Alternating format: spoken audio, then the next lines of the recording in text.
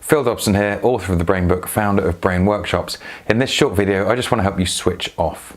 It's something I hear a lot, that people really struggle with switching off. It could be when they get home and so their evening suffers, perhaps it's at the weekend, maybe it's even on vacation or on holiday.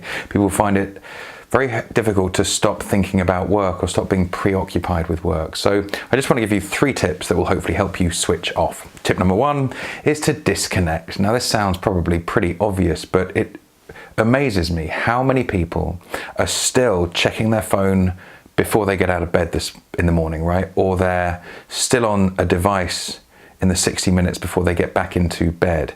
And those same people will acknowledge that they're unlocking their phone 100, 150, 200 times a day.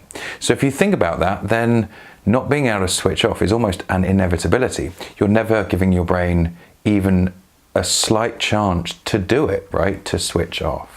So disconnecting means different things to different people, but I would strongly urge you to be more conscious, more deliberate in the relationship you have and maintain with your tech, your smartphone, and digital communication. Because if you feel this need to be always connected, and I think the smartphone tends to be the biggest and the worst culprit, then there will be, like I say, an inevitable consequence. So think about, what can you do better? Can you charge your phone in the kitchen and thereby limit the chances that you're on it in the first and last thing?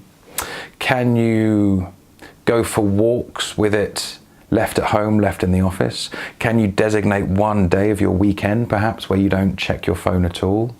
Is it more about turning your alerts off? Because reliably, if you hear an alert, a notification on your phone, even with the best will and intention in the world, if it's in the next door and you hear it, you're going to go into some sort of anxiety loop and you're going to want to find out what it is. Your curiosity will get the better of you. So, number 1, disconnect. This has to be at the beginning. What it means to you, you figure out, but try to get better at cultivating a more healthy relationship with your phone, with tech and digital communication. So that's my first tip.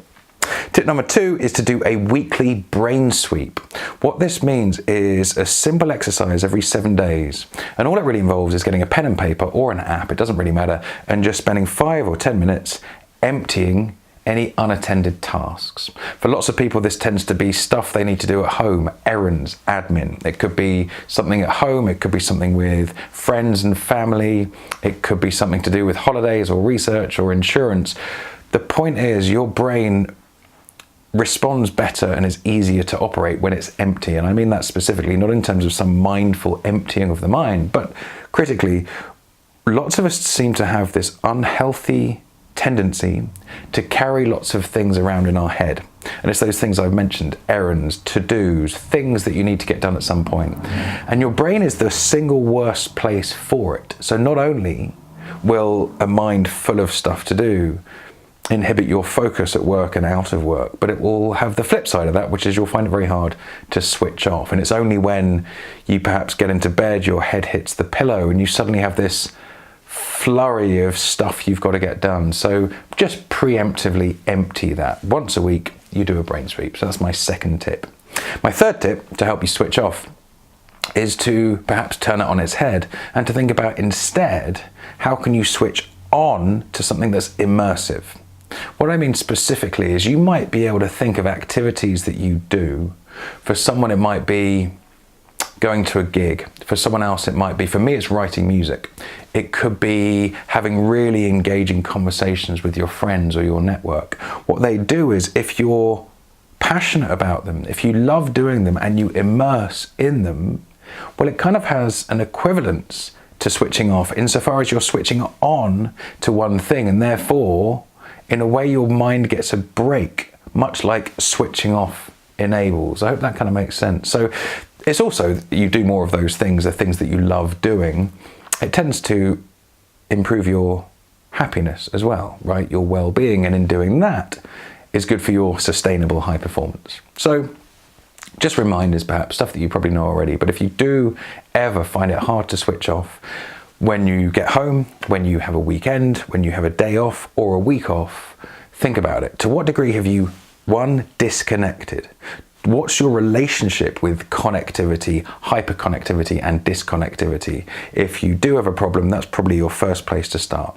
Number 2, do a regular brain sweep and have a system that means that regularly you empty your mind of tasks, of errands, of stuff you need to get done. Get it out. Your brain is the worst place for it. That's the second thing. And then number 3, like I said, make more time for doing things that you love doing, things that enable this sense of immersion and non-distraction, because you'll have lots of benefits. It will help you feel happier, probably. You'll get a greater sense of engagement and therefore well-being.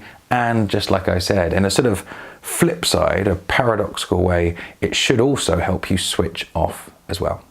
For more tips and tricks, go to the website brainworkshops.co.uk, and please share this video with anyone who you think might find it of value. Until next time, all the best.